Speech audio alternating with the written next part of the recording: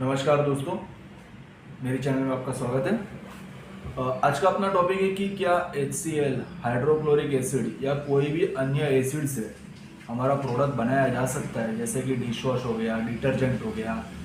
बहुत सारे लोग मुझे इस बारे में पूछते हैं कि सर हमें सस्ता प्रोडक्ट बनाना है तो क्या हम ये एसिड यूज़ करें, एसिड स्लरी क्यों यूज़ करना है।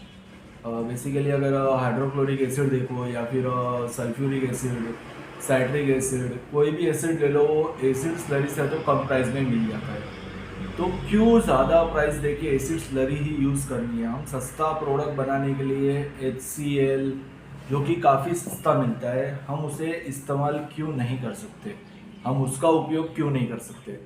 आज की इस वीडियो में इसी बारे में टॉपिक होगी, इसी टॉपिक पे पूरा वीडियो है और पूरा डिटेल में मैं बताऊंगा कि अगर आप एसिड स्लरी को यूज़ करते हैं कास्टिक सोडा के साथ में रिएक्शन कराने के लिए तो क्या होता है, hydrochloric acid, sulphuric acid, citric acid, इसको भी अगर आप जब यूज़ करते हैं तब क्या होता है, तब आपका प्रोडक्ट का जो एक्चुअल रिजल्ट जो आएगा वो रिजल्ट क्या आएगा, इसके ऊपर मैं पूरा डिटेल में बताऊंगा। तो मैं आप लोगों से इतना ही कहना चाहूँगा कि भाई वीडियो को पूरा देखो तो आप अच्छे से समझ जाओगे। ये प्रोसीजर बहुत ही इम्पोर्टेंट है, आपको कोई भी प्रोडक्ट बनाना है आपको इसमें काम लगेगा ही लगेगा। तो इतना कहना चाहूँगा भाई, वीडियो को एंड तक ज़रूर देखिए जिससे आपको समझ में आ जाए। और अगर आप ये चैनल पहली बार विजिट कर रहे हैं, इस वीडियो को पहली बार देख रहे हैं, तो भाई चैनल को सब्सक्राइब कर देना ताकि आने वाली वीडियो की नोटिफिकेशन भी आपको मिल जाए और एक इन्फॉर्मेशन वाला वीडियो आपको काम लग सके, वो आपको जल्द से जल्द देखने मिल जाए। और एक बात, अगर किसी को प्रोडक्ट बनाने की ट्रेनिंग लेनी है तो 1 अक्टूबर 2023 को मैंने प्रैक्टिकल ट्रेनिंग रखा हुआ है कामरेज सूरत गुजरात में। जिस किसी को भी ट्रेनिंग लेनी है वो ट्रेनिंग ज्वाइन कर सकता है। थर्सडे 28 सितंबर तक ट्रेनिंग की बुकिंग होगी। तो जिस किसी को भी अगर ट्रेनिंग लेनी है जिसके अंदर पीएच का रेशियो कैसे निकाला जाता है, फॉर्मूला कैसे बनाया जाता है, पोस्टिंग कैसे निकाली जाती है, dish wash liquid, detergent liquid, floor cleaner, toilet cleaner और हैंड वॉश, इतने प्रोडक्ट होंगे। कुल 8 चीज़ें होगी। सुबह 9 बजे से शाम के 5-6 बजे तक ट्रेनिंग चलेगी, जितना भी अपने पास टाइम रहता है उसके हिसाब से ट्रेनिंग चलेगी। और पूरा डिटेल में पूरा बेस के साथ में मैं सिखाऊंगा किस तरीके से आप प्रोडक्ट बनाओ और उसको मार्केट में लॉन्च करो तो आपका प्रोडक्ट सही से चल सके। आपके यहाँ पे मार्केट के एनालिसिस के हिसाब से प्रोडक्ट किस तरीके से बनाया जाता है, उसमें प्राइस में कैसे चेंजेस किए जा सकते हैं, कॉस्टिंग को कैसे प्लस माइनस किया जा सकता है, फार्मूले को कैसे सेट किया जा सकता है, ये सारी चीज़ें इसके अंदर आ जाएगी। अगर किसी को ट्रेनिंग लेनी है तो 28 सितंबर तक मुझे कांटेक्ट कर सकता है। मैंने मेरा व्हाट्सअप नंबर दिया हुआ है, मुझे व्हाट्सअप कर सकता है। और अब बात करते हैं हमारे मेन टॉपिक के पे कि क्या hydrochloric acid, sulphuric acid, citric acid जैसे एसिड है, क्या इससे भी प्रोडक्ट बनाया जा सकता है। तो इसके लिए थोड़ा प्रैक्टिकली चलेंगे। प्रैक्टिकली मतलब सीधा बनाना नहीं है, थोड़ा इक्वेशन पे चलेंगे, केमिकल रिएक्शन पे चलेंगे।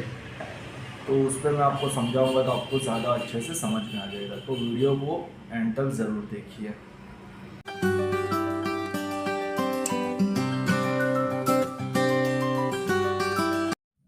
अब यहाँ पे दूसरे एसिड की बात करेंगे, क्या होगा जब कास्टिक सोडा का रिएक्शन सल्फ्यूरिक एसिड के साथ कराते हैं।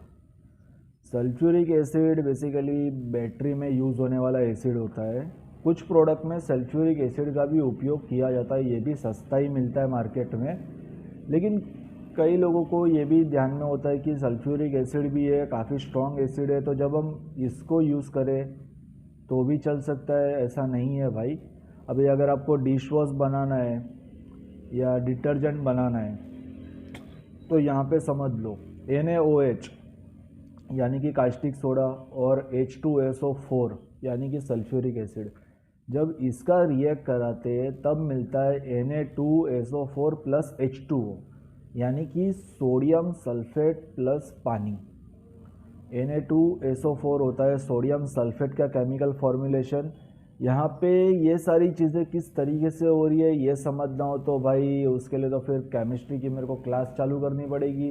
केमिकल रिएक्शन और केमिकल इक्वेशन मुझे समझाने पड़ेंगे। अब देखेंगे अगर इन्फॉर्मेशन वीडियो को भी ज़्यादा लोग पसंद करेंगे और लोग अगर इन्फॉर्मेशन लेना भी अगर अच्छा समझते हैं तो मैं इसके ऊपर भी मैं क्लास शुरू कर दूंगा। लेकिन यहाँ पे बात करते हैं कि जब H2SO4 यानी कि सल्फ्यूरिक एसिड के साथ में कास्टिक सोडा का रिएक्ट कराते तब हमें मिलता है सोडियम सल्फेट प्लस पानी। अब सोडियम सल्फेट हमारे डिश वॉश में किसी काम का नहीं है। यहाँ पे अगर H2SO4 के साथ में रिएक्ट कराओ तो यहाँ पे आपको नमक भी नहीं मिलेगा। तो सीधी बात है, अगर आप SLES यूज़ करेंगे तो आपका प्रोडक्ट गाढ़ा बिल्कुल भी नहीं होगा, क्योंकि सामने मिल रहा है सोडियम सल्फेट। हाँ, अब कई लोगों को ये चीज़ दिमाग में आ सकती है कि सोडियम सल्फेट डिटर्जेंट में यूज़ होता है तो हम इसको यूज़ करें। तो भाई देखो, अगर आपको यूज़ करना है तो आपकी अपनी रिस्पॉन्सिबिलिटी पे आप यूज़ कर सकते हैं। मैं किसी को रिकमेंड नहीं कर रहा हूँ कि आप इसको यूज़ करो, क्योंकि जो बेस केमिकल होते हैं, कठोर केमिकल होते हैं और तरल केमिकल होते हैं जिसको हम लिक्विड केमिकल बोल सकते हैं, इसकी मैन्युफैक्चरिंग प्रोसीजर पूरी अलग होती है। ऐसा नहीं है कि भाई दो अलग अलग चीज़ों को मिक्स करके सीधा बना के उसको लॉन्च कर दिया, नहीं। यहाँ पे हम पानी में रिएक्ट करा के उसको कर रहे हैं, तो अब वो कितना सही है कितना नहीं, ये प्रैक्टिकल करने पे ही समझ में आएगा। अब आगे चलते हैं एक और एसिड की तरफ। हाँ, तो पहला एसिड है हाइड्रोक्लोरिक एसिड। क्या होता है जब हम हाइड्रोक्लोरिक एसिड को कास्टिक सोडा के साथ में रिएक्ट कराते हैं या फिर कास्टिक सोडा के साथ में उसको न्यूट्रलाइज करवाते हैं, तो यहाँ पे देख लो, कास्टिक सोडा का जो केमिकल फॉर्मुलेशन होता है वो होता है NaOH। Na सोडियम होता है, OH हाइड्रोक्साइड होता है, जिसको मिला के सोडियम हाइड्रोक्साइड बोलते हैं।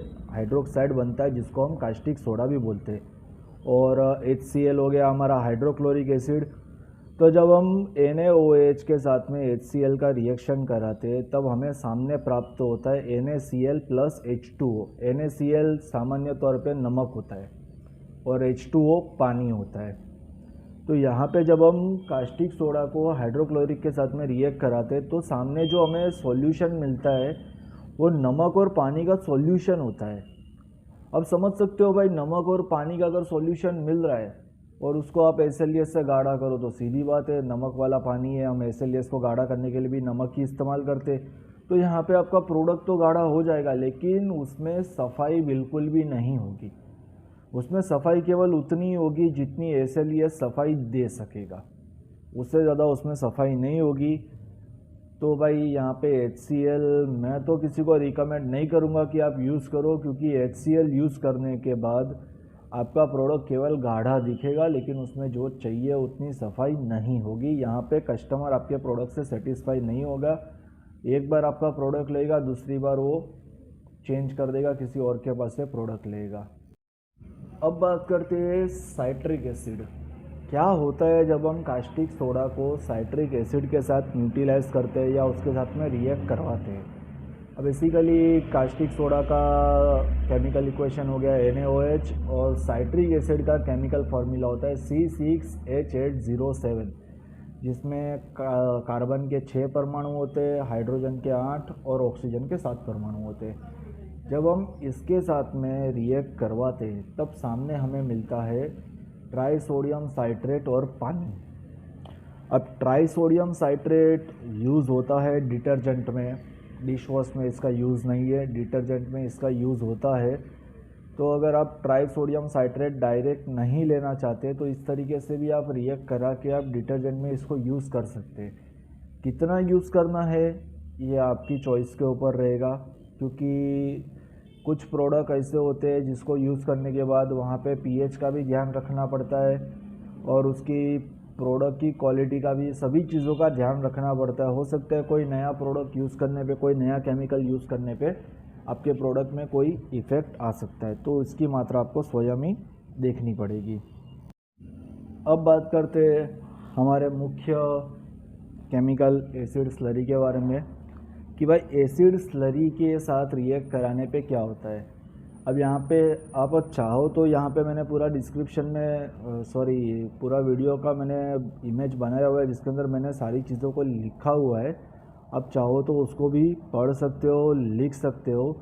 यहाँ पे एसिड स्लरी है, इसका केमिकल फार्मूला होता है CH3 ब्रैकेट में CH2 ब्रैकेट क्लोज 11 C6H4SO3H, ये इसका पूरा केमिकल फार्मूला है।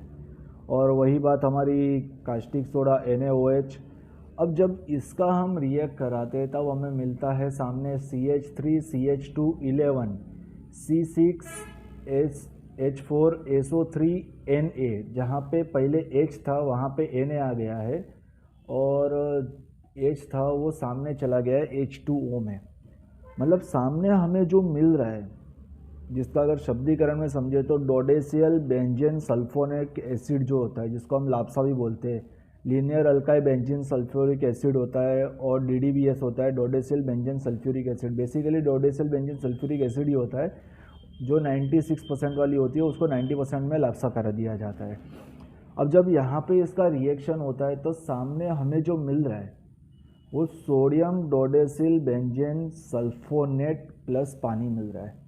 मतलब यहाँ पे हमारा जो क्लीनिंग का पावर है वो भी एज इट इज़ है, हमारा कास्टिक भी किसी दूसरे केमिकल में चेंज नहीं हुआ है, क्योंकि यहाँ पे हमारा कास्टिक है, उसका सबसे पहला सिंबल जो होता है वो होता है सोडियम। यहाँ पे सोडियम हमारा एज इट इज़ है, प्लस सामने हमें मिल रहा है पानी, और डोडेसिल बेंजीन सल्फोनिक जो कि लाप्सा है उसकी भी पावर हमें एज इट इज़ मिल रही है। यही एक रीज़न है कि एसिड स्लरी को यूज़ किया जाता है, चाहे उसको आप लाप्सा बोल लो, चाहे DDBS बोल लो, डोडेसिल बेंजीयम बोल लो, जो भी चीज़ बोल लो, इसीलिए इसको यूज़ किया जाता है ताकि हमारा प्रोडक्ट पूरी तरीके से पावर में रहे। केवल उसका pH जितना हमें चाहिए हम उस हिसाब से उसके pH को सेट कर सके और वो हमारे प्रोडक्ट को हम यूज़ कर सके।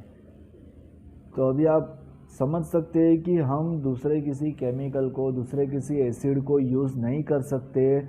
एसिड स्लरी की जगह पे क्यों यूज़ नहीं कर सकते, इसका भी पूरा मैंने डिटेल बता दिया।